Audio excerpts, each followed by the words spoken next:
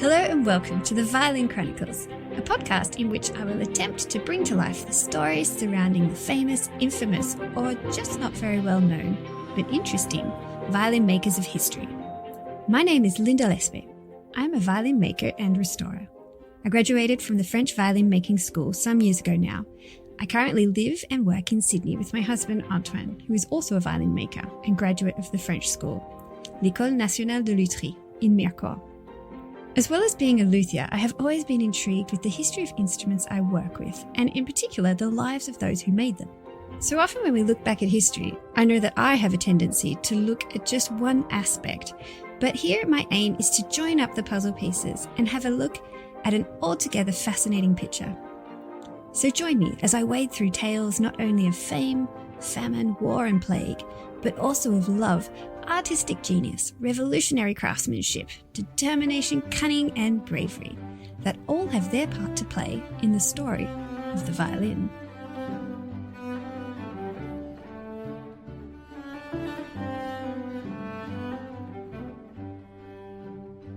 Welcome back to the Violin Chronicles and part 3 about the world of Gasparo Da Salo, instrument maker, businessman and collector of needy nephews and nieces. In the last 2 episodes, we've seen how Gasparo has led a successful career as a violin maker, or a luthier is perhaps a better word, as he didn't just make violins, but a variety of instruments in Brescia. After humble beginnings moving to Brescia as a young man, he has made a name for himself, and he seems to have taken his family responsibilities quite seriously. In this episode, we will continue to look at Gasparo's life, and Maxime Bibeau, double bassist in the Australian Chamber Orchestra, will be talking to us about the wonderful Gasparo Da Salo instrument he plays on and its story.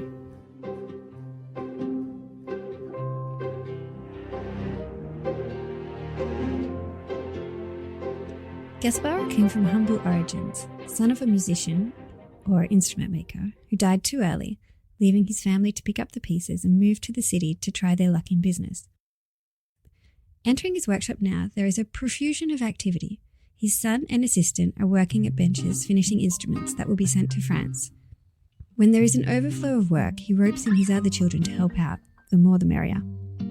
Business continues to flourish. Gasparo and Isabella are able to buy their own house and workshop. Family responsibility was something that weighed strongly on Gasparo's shoulders. When his sister and his in-laws died in the recent plague, Gasparo felt he had to take responsibility for his nephews and nieces. He knew better than anyone what it was like to lose parents, and with his connections to the other artisans, there was always opportunities to find work and apprenticeships, and help out he would. One less thing to worry about was Ludovica. He was able to breathe a sigh of relief. It was done. Woohoo! Now he just had to sort out her dowry. The match with the fur merchant was a good one. Ludwika had a good grasp of business matters. At the age of 22, she was ready to move out and have a family of her own. But not too far away, still in Brescia. She knew she could always come and ask her favourite brother for help if she needed to.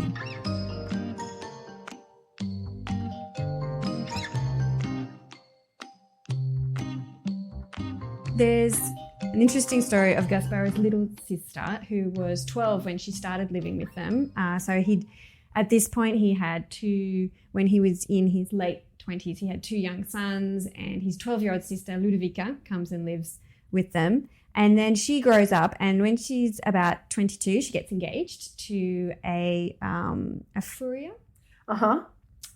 Furrier, yeah. Merchant. And at that time, what were furriers doing? Was it just collars? Dr. Emily Brayshaw is an honorary research fellow at the University of Technology, Sydney's School of Design. Oh, no, it was everything. So, we actually have collars definitely, but also gloves, muffs, trims on hats. We know that people wore doublets, and these are a style of jacket that came together at the middle. These are men's wear. So it's a snug-fitting jacket that's shaped and fitted to the man's body. The doublet gave a fashionable shape and padding to the body. And it also supported the hose, like the pants, by providing ties, so you could tie your hose to the doublet. And it also gave warmth to the doublet. But richer men would slash it and show the lining underneath. And sometimes we have images of this being fur. So you'd have like fur trim poking out, you'd have fur collars, you could wear fur coats, as much fur as you'd want to. And when we talk about fur also from the era, it's really interesting, like they're all different types of fur that was worn. So Brescia, there are portraits of one of the young noblemen from the era wearing a gigantic collar made of lynx. Wow. Fur, yeah, but people also wore otter. What else were they wearing? Do you think the lynx would be more classy than the otter? otter? That's like, so yeah. So would you look down on the otter wearing one with your what lynx coat? It depends what you were wearing the otter for, right? So we've got, there are records of kind of 9 different types of fur, so including lynx, of course, sable, ermine, which, the super rich wore, also squirrel, otter, these kinds of furs, and yeah, obviously the richer you are, the more ritzy your furs. But it's really interesting that the family is kind of positioning itself. So Da Salo's family are really positioning themselves in the luxury goods market, right? He's got the fine instruments. His little sister's gone into the fur trade. He's got the nephew doing the fine kid gloves and the perfumes. He's got the shoemaker. And there's this interesting little story with Ludwika, his little sister. So when she gets married, she has a dowry supplied by Gasparo, but her 5 other brothers as well. And also she has a generous amount supplied to her dowry by the Count Alfonso Capriatis. And it's a bit of a mystery why he contributes. Do we know his relationship to the family or what he did? So the Capriatis were an important family in Brescia. Yeah. They often engaged musicians to play for them. Right. And so they had a relationship of sorts with musical families of Brescia. But there is a suggestion that Ludwika and the Count could have met under other circumstances. But then again, he could have just, had a burning passion for the arts. Yeah, he might have just been wanting to get in good with the best instrument makers, and coming back to this story of the noble woman who's like, oh yes, I had the entire set made by Da Salo. And, and this guy's like, yeah, well, I know him better than that. I paid his sister's dowry.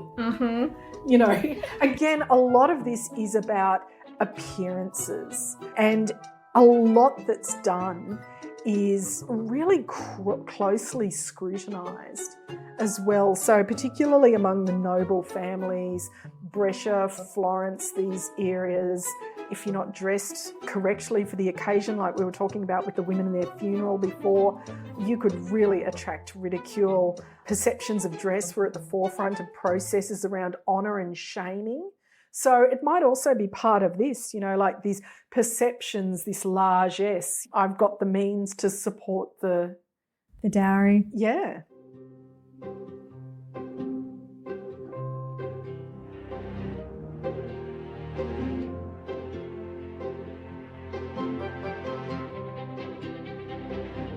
Now in his early 40s, Gasparo is run off his feet.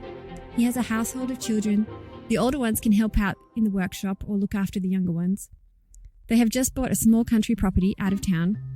Hopefully the local farmer he put in charge of cultivating the olive groves and fields yield a good harvest this year. Tragically, one of his brothers-in-law died a few months ago. To help out his sister, his niece and nephew are living with them. With the help of his resourceful wife, they will be sure to find a husband for his niece and a trade for his nephew to learn. Amongst their fellow craftsmen, they found a perfect husband for Caterina, a shoemaker. And after asking around, Gasparo is able to organise an apprenticeship for their nephew to learn the trade of glove maker and perfumer. This brings us to the question of what place these artisans occupied in society. John Gagne.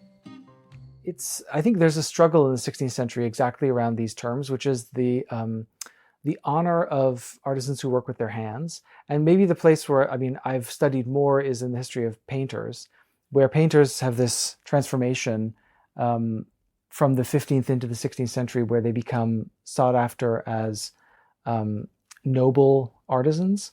And it wouldn't surprise me if luthier followed the same kind of pathway. I mean, they're producing highly beautiful objects for very knowledgeable collectors, or, sort of big patrons like the church or a court. And so my sense is that they would be, and they're also basically not an industrial level. Let's say, by comparison, another large industry in Brescia at that time, the gun makers, I mean, they're working with hundreds and hundreds of men in really dirty conditions. And that's not the world of, intarsia workers who are more in the world of, let's say, printmakers who've got small workshops, often with their families there. So I think they probably already just on that level have a lot more steam because they're probably, making their way up to the level of, but not yet quite at the level of like doctors and lawyers, but they're probably at the level of,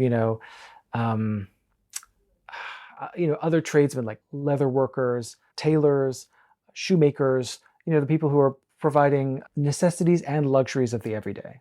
Some painters are now in the 16th century vaulting into, international prominence. They're sought after by courts, but frankly, so are many musicians, right? Singers, composers, some instrument makers are becoming desired and they're requested to visit court or country. So I think there's probably let's say there's opportunity for social mobility, which is very interesting in the 16th century where, these people who had been in previous centuries kind of stuck in the dusty choir lofts, putting little pieces of wood in places, have now got an opportunity to show off their craft as individual artisans.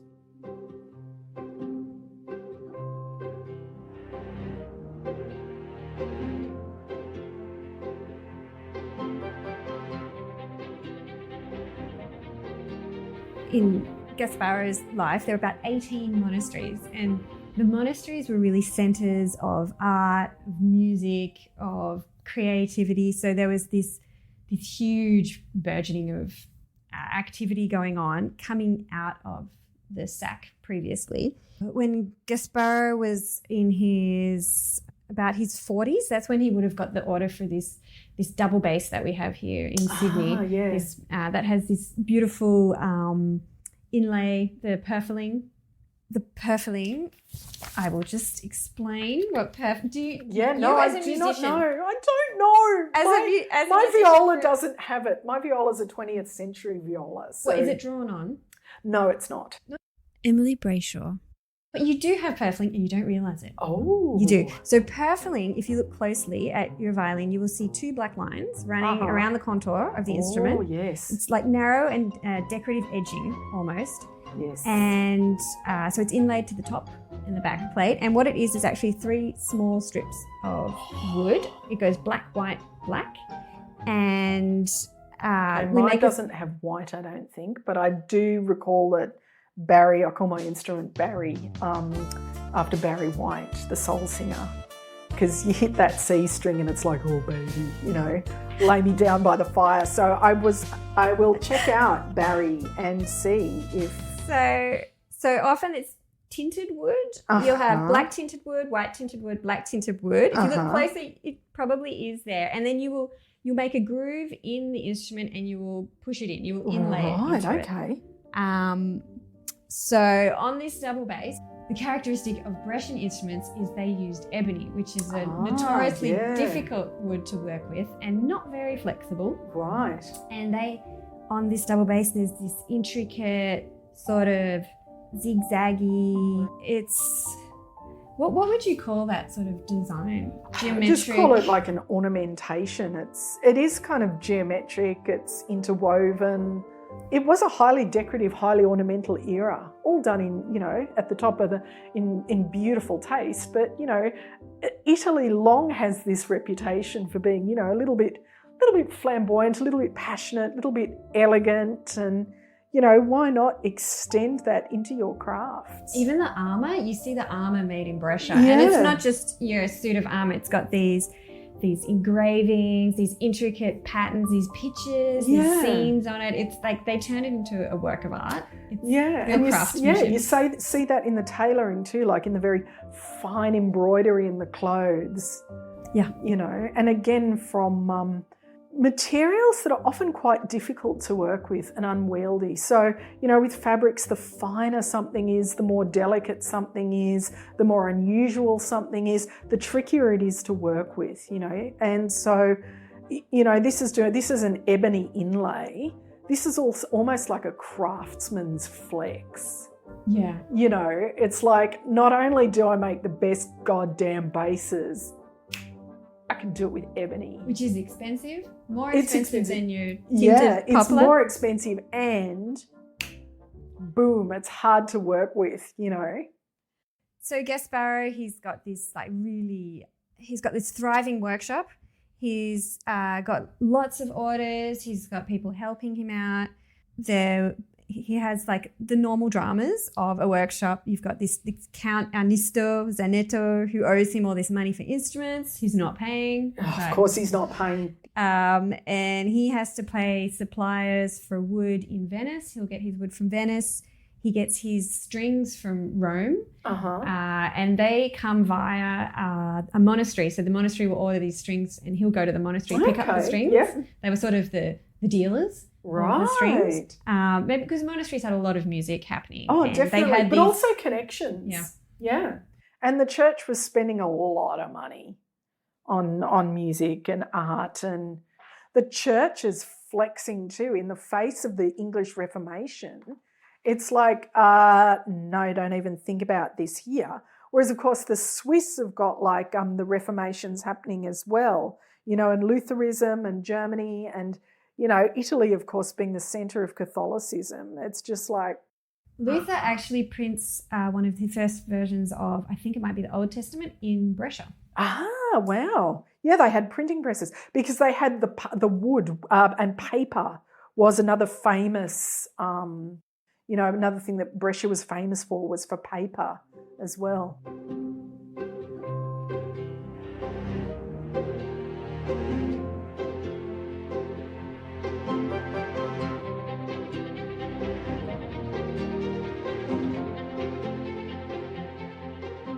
I'm Maxime Bibeau. I'm the principal bass of the Australian Chamber Orchestra.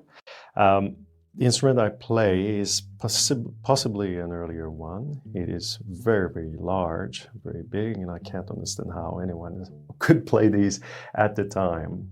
It was probably made for a church, a monastery where it was found in Brescian, Neustift Monastery. It was found there in the 70s by a player in a state of disrepair and black, full of soot.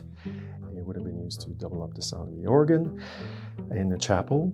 And there are many accounts of music from the creation of the monastery in 11-something rather.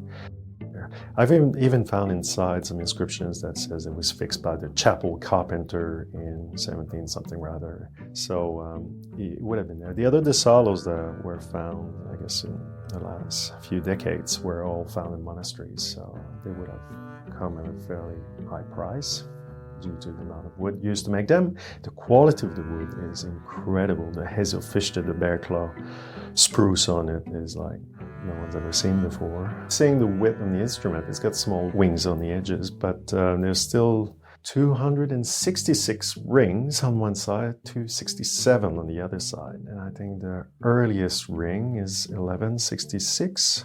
The latest one is 1534, the day Canada was discovered by Jacques Cartier. Dendrochronology is the scientific method of dating tree rings. It enables us to see when the tree was alive and growing. So we know that the timber used in this instrument came from a tree that was growing in 1166. Genghis Khan was a child at the time. Until the latest tree ring, that was in 1534, the year Henry VIII of England became head of the Church of England. Now he can get the ball rolling on some divorce proceedings. In any case, this was timber that had been around since before Gasparo was born, and the age of the tree itself is something quite amazing. They're so far apart from each other, those Da Salos. It's really hard to compare them, and a lot of them have been cut down or simply made slightly smaller. I tried one, I played one in the town of Salo, a more petite one, and I'd love to try the one that lives at St. Marco Cathedral in Venice, which used to be owned by, or played by Domenico Dragonetti, which is the one, very interestingly so, that was in London in the late 1700s, which inspired all the local makers, the English makers, to copy that form, that shape, and created the school of English bass making. So they all took slight slight variations on that model, but it's all based on that specific instrument.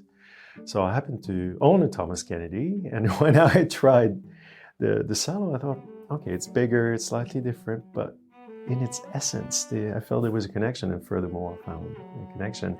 I finally saw the bass that Dragonetti was playing has a bridge on it made by Thomas Kennedy. Da Salo was known as a wealthy man in his days, not a poor artist. It sounds like he was doing very well for himself, and played the instrument as well. So maybe that's what made it so special, because he did play the basses. He did play, apparently, play them in consort. It did probably lower the lower voice down the octave. This is the most remarkable sort of inlays that I've seen.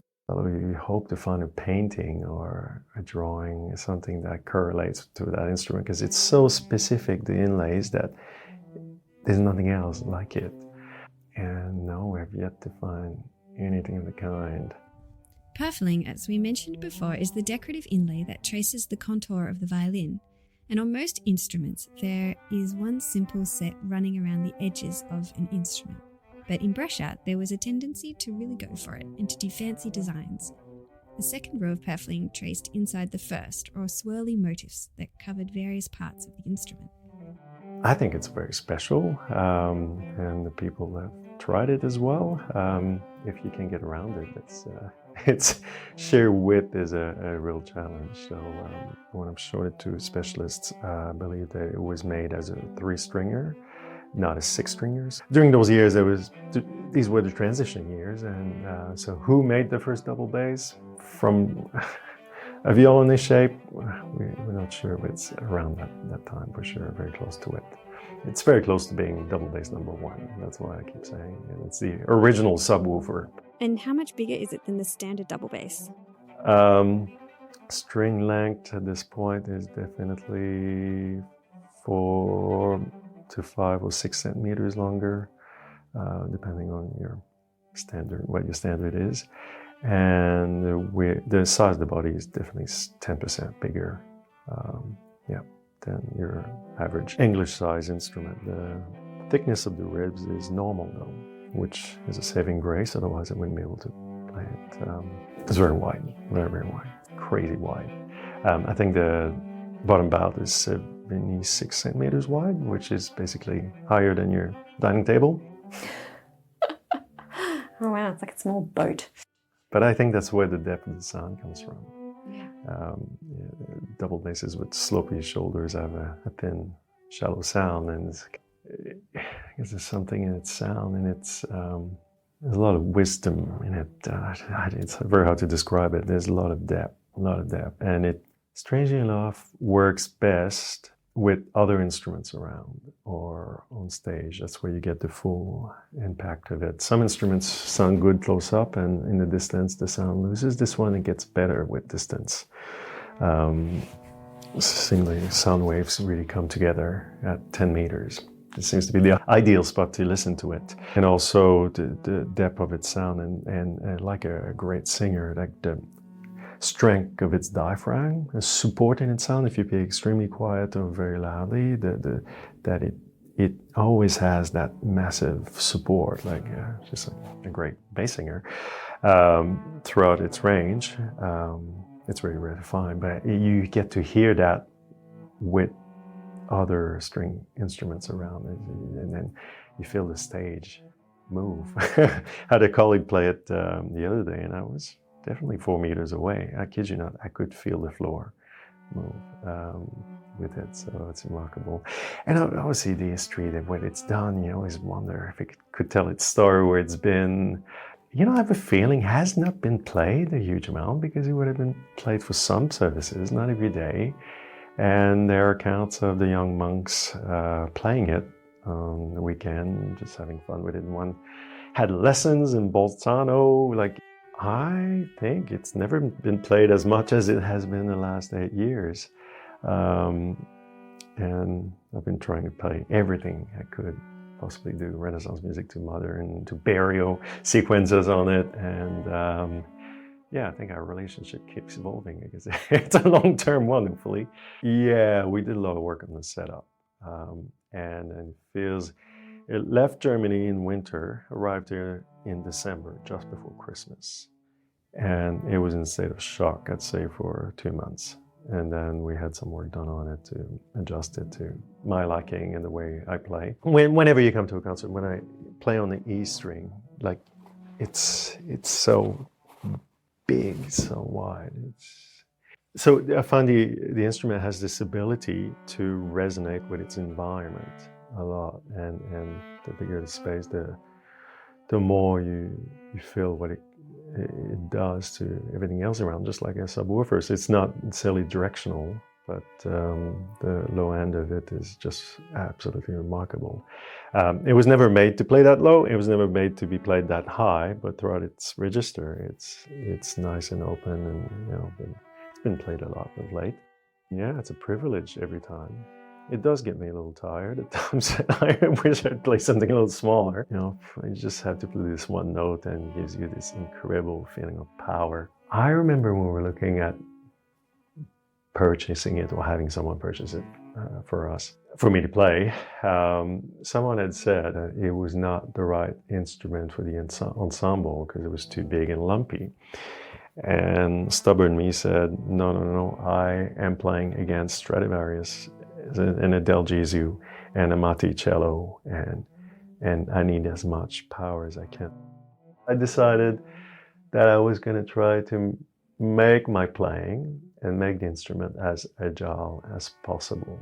And because it's so special and beautiful, that I really wanted to own it and do all that repertoire on it.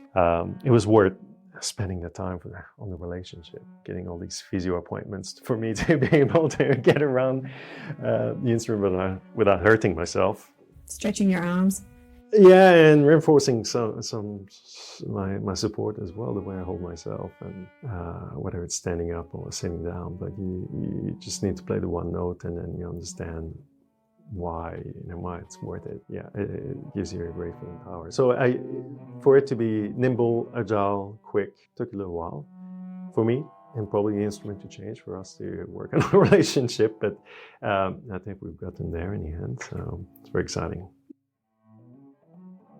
When the bass originally arrived in Sydney in December, humid Sydney in December versus leaving Frankfurt in the middle of winter, where it was dry, it was in a state of shock for quite a few weeks. I guess different types of woods were adapting to its new climate at different rates. Part of the work I had done on the instrument, I had an extension, C extension added to it that gives me notes all the way down to the low C with capos when I don't want to jump. I remember the first few times I got a bit worried because below E flat, it was not really working. It was not really happy to give me those frequencies. And a few weeks later, it embraced it, and now it roars to the halls with those notes. It's amazing how the wood, and I wish I could understand. Do you guys understand? How the wood just gets used to vibrating a certain way, and even though they're very close frequencies, it's like, I'm not going to do this. And it's like, please, I'm going to, trick you into liking this, and then it does eventually.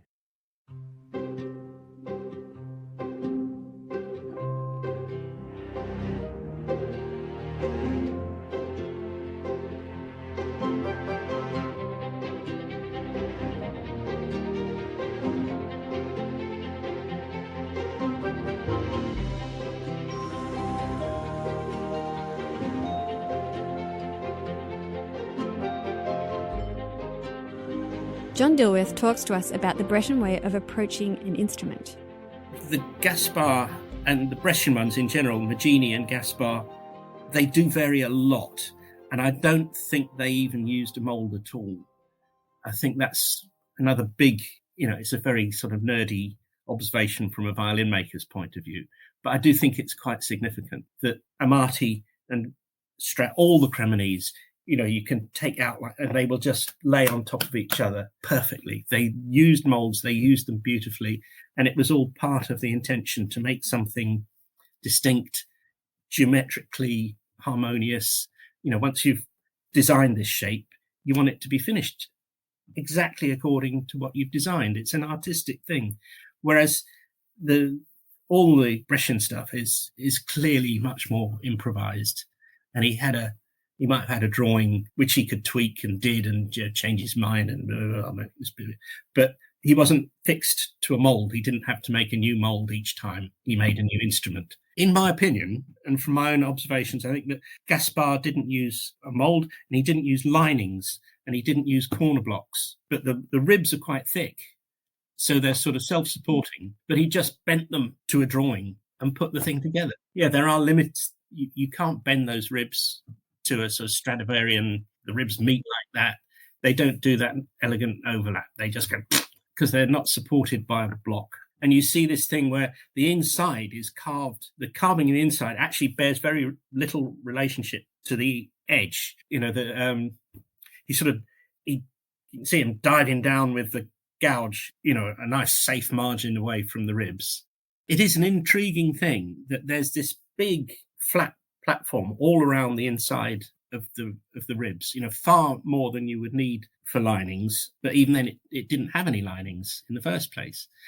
It's quite strange. All sorts of very profound differences in the making technique between Brescia and Cremona. And you always get this really crazy toothed finish. And I have it in mind all the time that you have this thing called a ball rasp. It's a rasp, but it's like a knuckle duster. And there's no sign of a thumb plane or a scraper or anything on the inside. He sort of gouged it and then got this big rasp. Like a tennis ball. Yeah, exactly. Were they the shoemaking tools? Was that the... So yes, absolutely right. A connection with the clog makers. Back to the shoes. Yeah. I think we're really onto something here.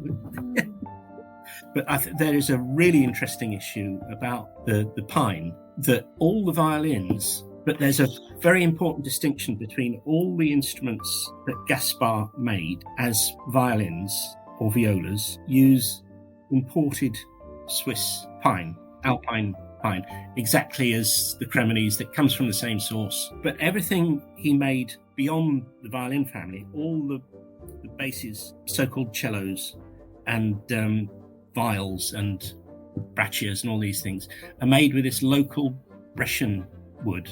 It grows on the shores of the Lake Garda, and it's got this very distinct, strong hazel figure running across. It's very, very distinctive, and he used that a lot, but he never used it on violins and violas.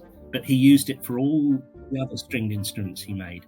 And this wood, it is definitely a separate species, and it is low altitude pine. It's not grown up on a mountainside. And I find it really interesting that he clearly made a conscious decision not to use that when he was making a violin. You're essentially working with deeply figured pine, and you know what it's like working deeply figured maple, and it's just the same really. It chips and it's bugger. But I assume that it was easily available to him and therefore a lot cheaper, and he didn't mind it chipping a bit. You can see just from his general workmanship that wouldn't have bothered him much. But when he was making a violin, he seems to be aware that he needs to work to slightly raised standards of finish. But the materials are very important, and the other that sort of argues against a lot of what I was saying is that in Brescia they always, and then always again, used ebony for the purfling. And if it's an absolute giveaway, somebody shows you, I've got this lovely Brescian violin here, and you just take a quick squint at the purfling. No, you haven't. I'm sorry. It's a German fake. But they used ebony. And if you've ever tried to use ebony purfling, it's not a walk in the park. It's one of these remarkable things. The Cremonese purfling, the poplar and pear, it's just got just the right combination of It's rigid enough that it'll take a lovely curve, and if you've made a few slips in the channel, it'll just ride through that beautifully. But it's flexible enough to bend nicely. It just works. It's perfect. And probably inlayers and decorative cabinet makers have been using that forever. Even then, always in Brescia use ebony, which is an absolute nightmare, really. But whether it's because it saves them the trouble of staining it, I don't know. But the only way I've found to do it is to inlay it in 3 separate pieces. Awfully tricky, and that works. You do get a lot of gaps, but you see that in the original instruments, and it's all filled with paste and stuff. And the central core, I had that identified at the Kew Gardens Laboratory, and it is spindle tree wood. To all intents and purposes, it's the same as boxwood. And again, you've got it's a very rigid. You can't glue those 3 strings, ebony, boxwood, and ebony, and then expect to bend it. The only way you can do it is to put them in separately, and that's very fiddly. That's the way they chose to work. I mean, it's not totally thought through in the way that the Cremonese instruments always are. Just the attention to detail. What I was going to say, it was a very expensive material, and it was clearly already in use for inlaying and decorative work. So there's a supply of it, but you only ever see it in thin. So Baroque fingerboards are just veneered with ebony. That to make a solid ebony fingerboard would have been impossible, I think, at the time. But it was being, particularly Venice. I mean, they were. Venetian merchants were getting all sorts of exotic stuff from the Far East. I mean, I'm sure you could get it quite easily, but it would have been very expensive. Anything imported, and they didn't use it for pegs or tailpieces or anything like that. The pegs were all made out of pear or plum or things like that, just sort of hard fruit wood. Also, it's a bizarre thing that they put in twice as much purfling as everybody else did. Why? You've got this really difficult stuff to manage, and it's actually quite expensive. So what do? You do it twice, and then put all these decorative. You've seen these ones with fleur-de-lis and things inlaid on the back. That's a huge amount of work with this really unfriendly material. But they felt, well, I'm talking specifically about Gaspar. They felt that was worth doing. Have you heard the story about the maple that the Venetian gondoliers would reject and send to the violin makers? How much truth do you think is in that story? It's plausible, absolutely plausible, that they were importing wood from the Balkans to the Venetian shipyard, to the Arsenale, and they would reject a lot of stuff that was flamed because, it's not good constructional material.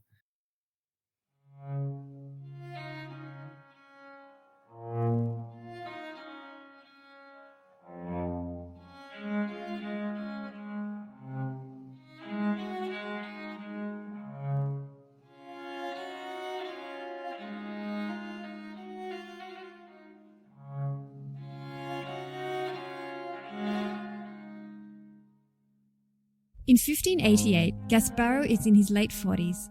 He still has many dependent family members to support. His son Francesco, 23 now and married, is living with them. His second son and 3 daughters are still at home. They have a manservant and a maid. Business-wise, things are becoming a bit strained. There are the usual workshop dramas. The Count Ernesto Martinengo da Zaneto owed him 52 lira for instruments he had made months ago, and getting the money out of him was like getting blood out of a stone. He had to pay invoices from his wood supplier in Venice, and he still had to settle an account with Friar Marco Antonio at the monastery for strings he had brought in from Rome.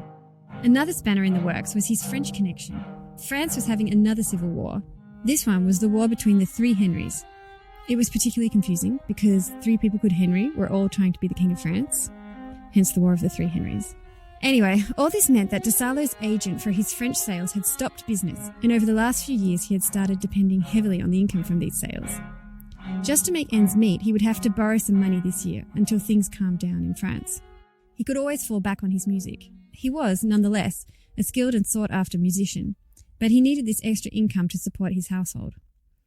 He still had a substantial stock of instruments, and his farm was supplying them with a generous amount of beans and olive oil. He just had a cash flow problem.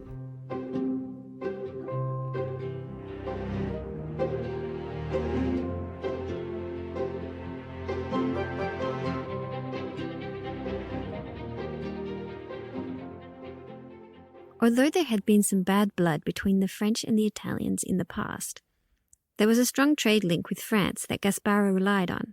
John Gagne explains. Despite what we said earlier about some international border limitations that would make it sometimes costly and troublesome to trade across borders, the demand also makes you do that. Gasparo had a French student in his workshop, so there may have been interesting, apprenticeship possibilities for young people from around Europe to come work with some of these makers.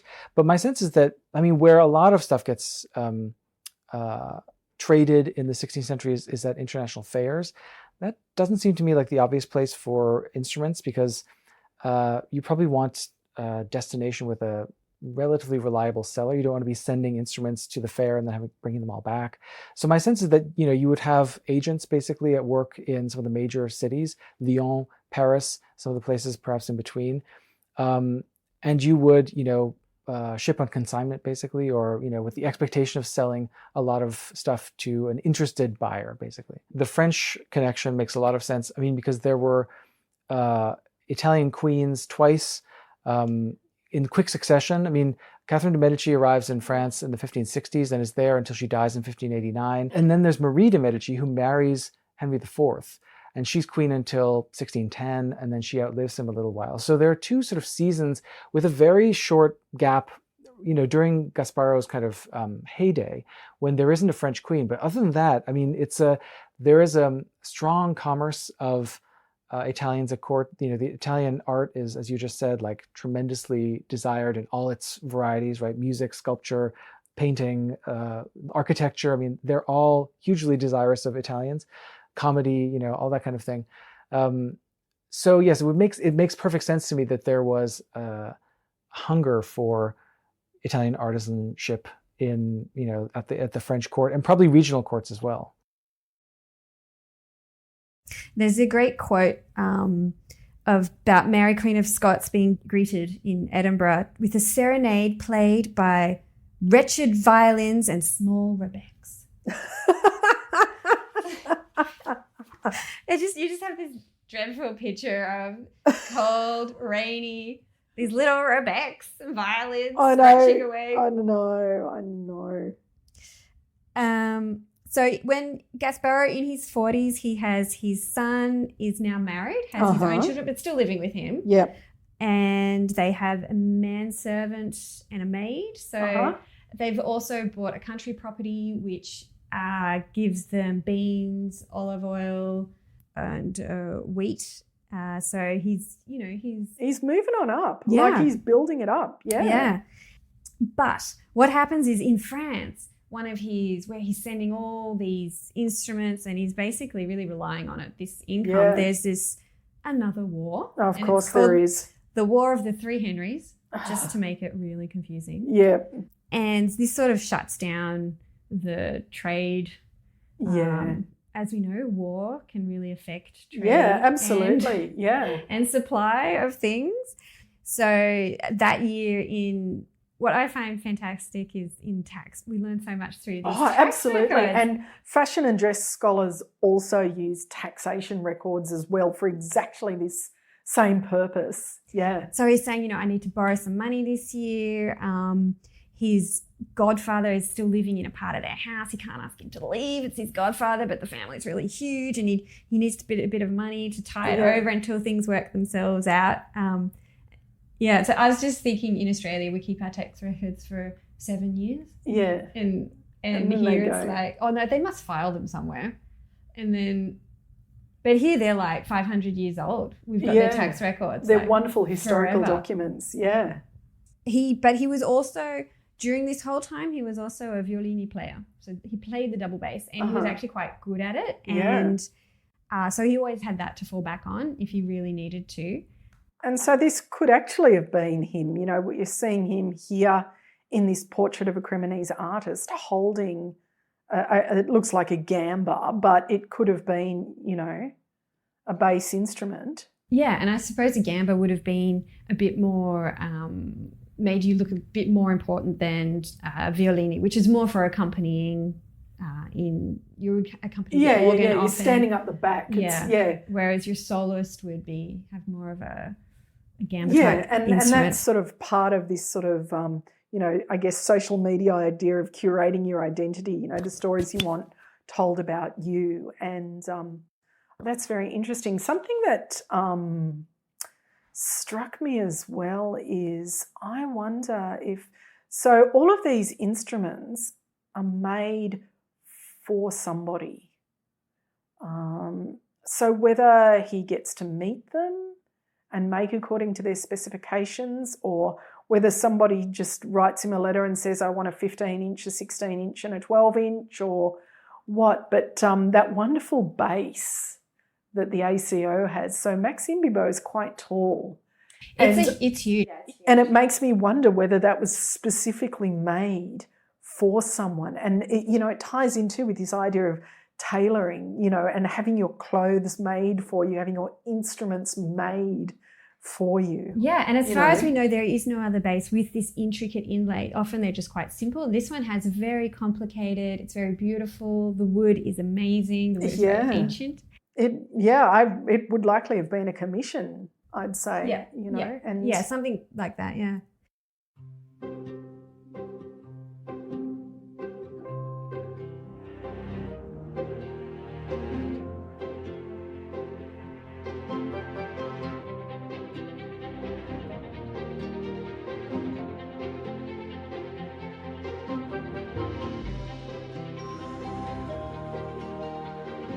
Gasparo is now entering his mid-50s.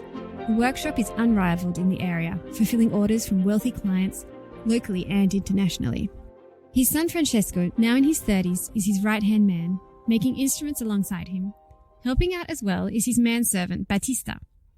He has had other apprentices over the years, but now, at the same time that Shakespeare was writing Romeo and Juliet, set in Verona just down the road from Brescia, Gasparo Bertolotti was taking on a 15-year-old apprentice from Botticino, a town 12 kilometres from the city.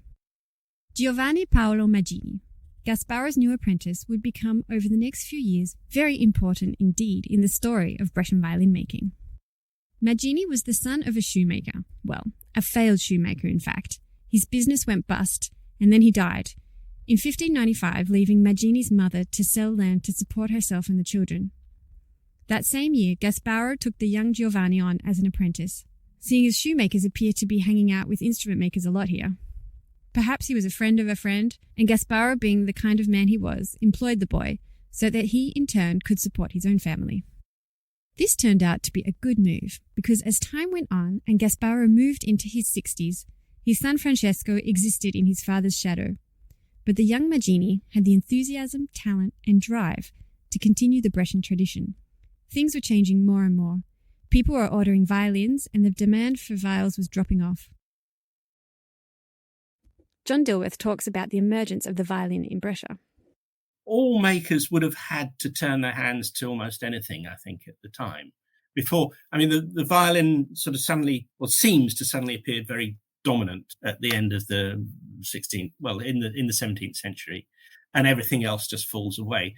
They found a way of making it much louder, which I think, is the soundpost, and it suddenly made a quantum leap in development. And before that, it was more like a rebec or a little treble viol, and it made quite a small noise, and it was associated with shepherds and peasant dances, and it wasn't a distinguished instrument until, the first really carefully thought out and constructed instruments appear in Cremona in 1564 and thereafter. I think this is the point at which some genius invented the soundpost and the bass bar even. There's the violin, the Ashmolean Museum, that clearly never had a bass bar. There's no way it can accommodate a bass bar. It was that evolution from, developing the sort of offset bass bar, having it down one side of the instrument, and then, it all seemed very counterintuitive that you set up this instrument in a completely asymmetrical way. But when you do that, it suddenly does become much louder and forceful. And these the Renaissance instruments, the rebecs and so on, I'm absolutely certain they wouldn't have had that. And they would have just like these angel consorts in paintings. There'd be this nice little gentle murmuring in the background. And again, it's all connected with the development of public performance and concert halls, and moving from private aristocratic palaces or just entertainment for the lord and lady over supper to becoming a public thing, needing all this extra volume and definition. It is interesting that in the Brescian tradition, Gaspar, he makes predominantly violas. He makes relatively quite a lot of double basses, which were actually made as violones, not double basses. All sorts of church establishments would have been clients, and that we learned from Tarisio that, or again, it's kind of hearsay really, but he certainly targeted monasteries when he was travelling around Italy looking for old instruments, and a lot of them did turn up there. There were very, very few actual professional players of any sort at that time, or of anything. Musicians would primarily have been amateur, part-time. I think it would have been very hard to make a living as a musician unless you were attached to a palace of some sort. And even then, you would probably mostly have been a butler and a footman or something who was asked from time to time to play the violin for a posh supper, After cleaning my shoes... The shoes are the connection. Can you just pick up that violin and accompany the dinner? This is a whole new line of investigation, the role of the shoe in the history of the violin. Chopin. The Chopins, yeah. So there you go. That's a whole exciting new field to investigate. He was quite ambitious. He came to Brescia, and he was clearly quite ambitious, and he got quite rich. And you can see from all these tax returns, he was a very wealthy man. But what happens subsequently, his son doesn't seem to have done much. And I don't know, there's one or two instruments that are sort of attributed to him. And I think he was just not that interested, and Maggini took over instead. And then comes 1632, and there's the pandemic, and Brescia's almost wiped off the map.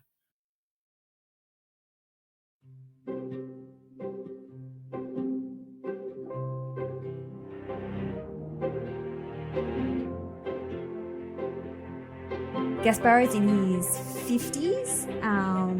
Still, his workshop's probably the most well-known in Brescia. Mm-hmm. And at the same time that he's kind of coming towards the end of his, he's starting to get over the hill in your 50s at that time. Yeah. But it's at this time that Shakespeare writes Romeo and Juliet, which happens in Verona, which is just down the road. We see both men and women of the time wore, really the wealthy in particular, wore really bright colours, so it's a riot of colours, and the more wealthy you were, the richer your fabrics, but also you can afford better quality dyes. But, colours of the era, we can see scarlets, greys, purples, greens, yellows, reds, browns, deep violets, a lot of different purples, light blues, vermilions. We'll have, and this is men and women, we'll have cloth embroidered with real silver and real gold thread, amazing hats trimmed with furs and jewels, and, I was talking about, and feathers. I was talking about the ruffs, they were also trimmed with furs and jewels. And there was also a garment called the jerkin that men would wear. Sounds like an insult. It does a little bit. Jerkin. But they were fascinating. So the jerkin was leather, and it was worn over the doublet. And we might have even seen something like this in Romeo and Juliet, because what is so interesting is, so we had, I think I was talking about, the French, Louis Niccolo di Luigi Caponi, so his portrait from 1579. He was extremely rich. He had textile companies in Spain, Portugal, France and Italy. We know that he shopped for gunpowder and weapons in Brescia. Yep. And he was total fashionista. He was like super wealthy, and you know, there are lists of his clothing that's extant. But one of the things he had more than 60 leather jerkins. And there was a law actually passed in 1585 banning jerkins because they were considered aggressive. So it's kind of like this leather jacket that was worn over the top, sleeveless, and it was very thick, and they offered protection, and they were worn by soldiers. So they were close fitting, usually made of a lighter coloured leather, often without sleeves, worn over the doublet. But they were banned because it was thought that wearing a jerkin encouraged brawling and duels and fights. It's like, you know, because it's this extra layer of stiff padding. So it's like, come and stab me, come on. Yeah, you know, brilliant. If we think about Romeo and Juliet and the brawls between the Montagues and the Capulets, you know, we may well have seen these outlawed jerkins on the stage. I'm not sure. So do you think, so in Brescia at this time, could we imagine what we see in Romeo and Juliet, that's how people would have dressed? Well, no, because historical reproductions, so there's the Globe Theatre in London, and like English fashion's kind of same but different, doing kind of its own thing. And the fashions on that stage were also being worn by actors, and so they were often like hand-me-downs of rich people's clothing. So they were just making do with what they had. Yeah, making symbolic do, whereas these rich Verona families would have totally had all their own thing. I think the best thing we can do to get the idea is to have a look at, again, of portraits of the era of these wealthy people to get a sense for what they're wearing. And I was reading that they had a duke had a sleeve just covered in pearls. Yeah. Like costing like the equivalent of millions of dollars. Yeah, absolutely, because you can. Yeah. Because he can, and because that's expected of him, because he's portraying this, you know, again, like wearing the correct dress was such a thing, and if you're not wearing it, you're going to get laughed at, you're going to get ridiculed.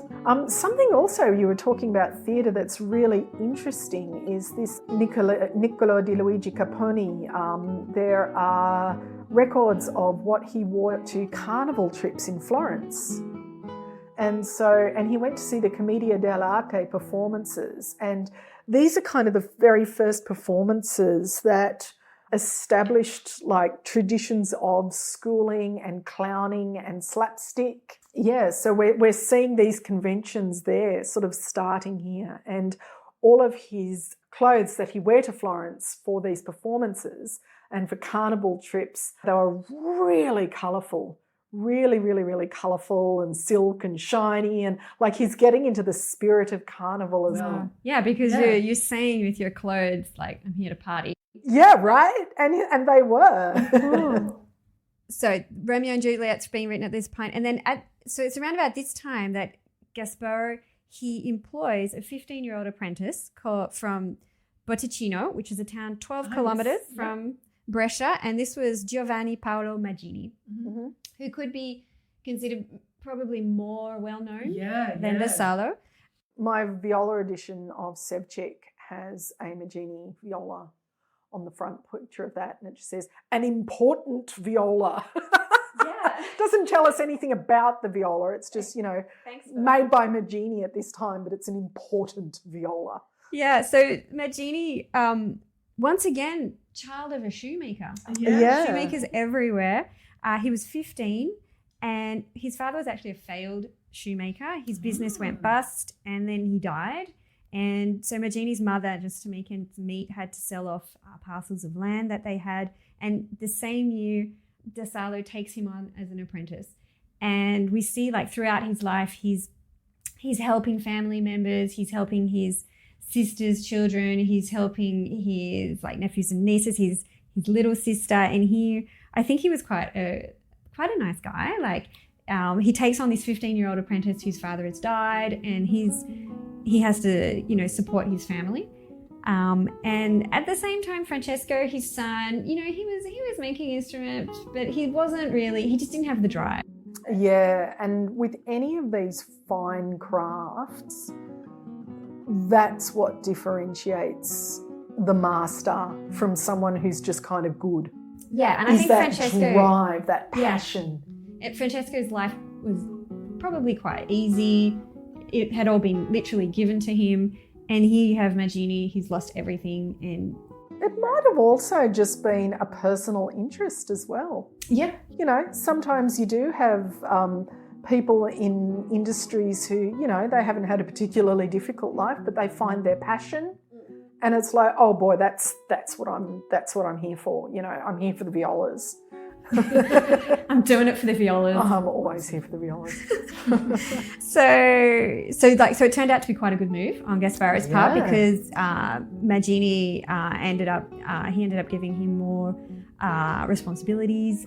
Maggini, we think, made a lot of the violins that came out of Da Salo's workshop, and Maggini actually becomes good friends with the son of Girolamo Virchi, the organ maker. Oh, yeah. And Paolo Virchi, because he comes back to town after being exiled for 12 years for a crime. Right. That we don't quite know what it was. Okay. But it was bad enough for the magistrates not to want him around. Yeah, it's like, out you go, Sonny Jim. I like the way how it's like, you've done this really bad thing. We can't be bothered putting you in a prison, so just go away. Yeah. For your sentence. Like, you're someone else's problem. Like, and I'm imagining other people's problems were coming, like, to them.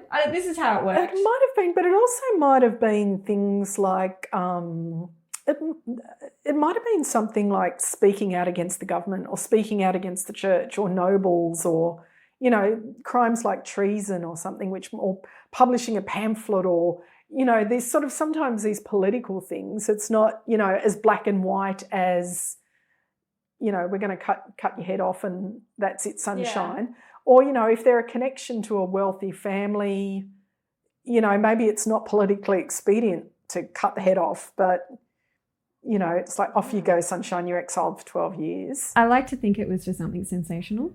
That would be fun. It would be better, yeah. He's 64, and he was paid quite a handsome fee to go and play the bass for the Feast of the Assumption.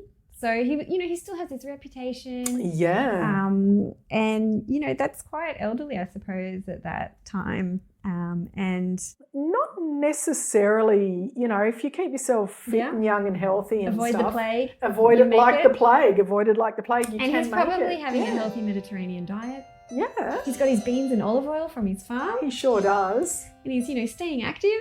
And then, so slowly Maggini takes over. Francesco, he's still there. And then in 1609, Gasparo dies, and he's buried in a church that has links to woodworking, trade, and apparently there was quite a harmonious dividing of his assets. Oh, okay. That's the family. Yeah. Francesco inherited the workshop, but he sort of, you know, he was there but not really there. But then next to it, you've got this firecracker, Maggini, going off.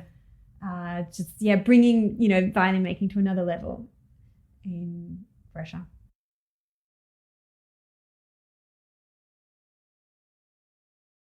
As Gasparo's life was coming to an end, what happened to his workshop and his legacy?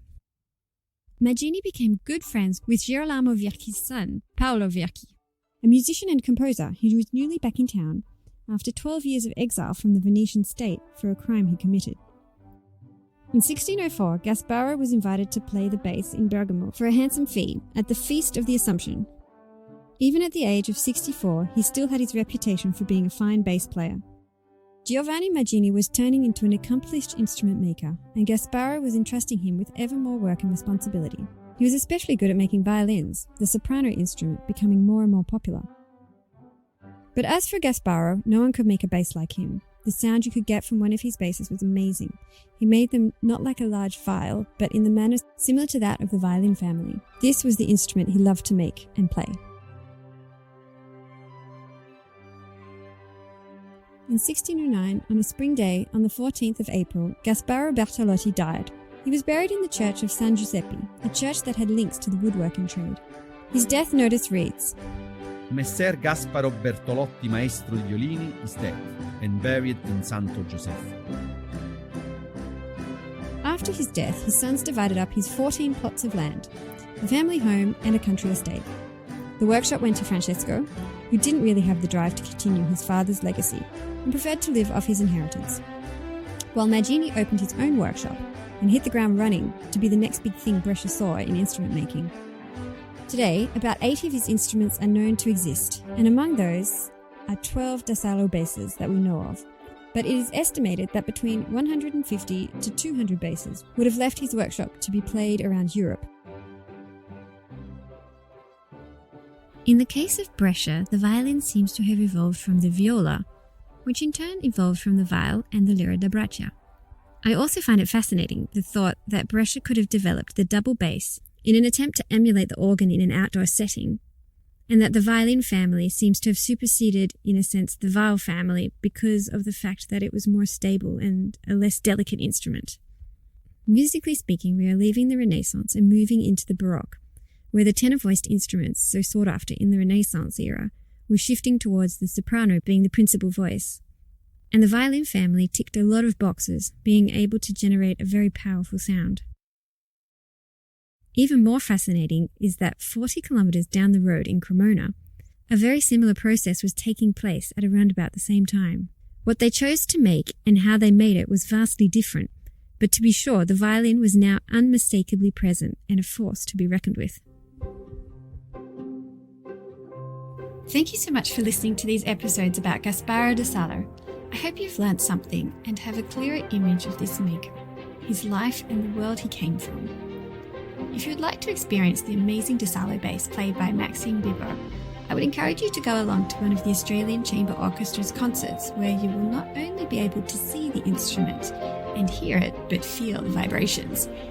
And lastly, I would like to thank my lovely guests, John Dilworth, Dr. Emily Brayshaw, Maxime Bibeau, Dr. John Gagne, and Fabio Forgione, who did the Italian voiceovers. In my next series, I will be looking at the Amati family, working down the road in Cremona.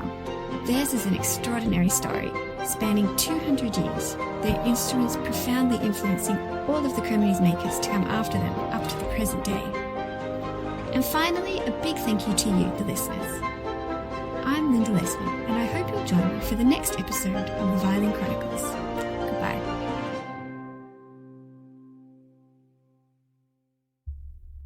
If you would like updates on future episodes, please subscribe to the podcast. If you'd like to contact us via email, there is theviolinchronicles@gmail.com. And if you want to follow us on social media, you can follow us on Instagram at The Violin Chronicles or on Facebook at Lesbets and Camden Fine Violins.